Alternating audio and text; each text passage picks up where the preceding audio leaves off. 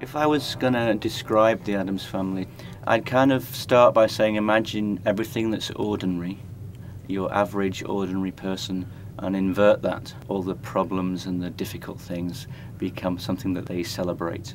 And there's a kind of macabre twist to them as a family. They don't sunbathe, they moonbathe, and probably they moonbathe and get paler and paler as they sit under the moon rather than getting a nice tan. There's a picture here actually where they're looking at a series of portraits around the wall, and the joke in that one is that one of them looks incredible. They all look very strange apart from one who looks very normal, and they say this is Uncle Xander. Grandfather always called him the black sheep. The black sheep of the family is, of course, the straightest guy you could possibly imagine, as opposed to the wonderful freaks that are side by side to him. They're a really close family, and what brings them together is their love of dark things, of the macabre.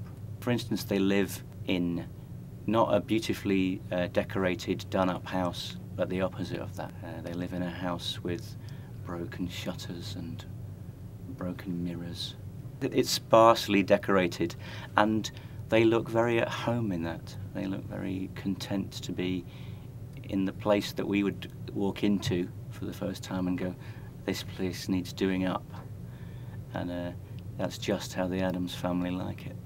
In our production there is very much this idea of the house being a thing which is alive. The house gets its own cartoons very often, so it'll just be the house and then beware of the thing.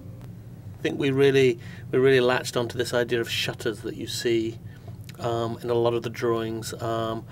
You know, the Addams family house is obviously shuttered down. You know, imagine Morticia lit in shutter light rather than a theatrical spotlight. I think the ingredients are like shutters, endless doors, many staircases, and then this Addams family tree, and the sky and the moon.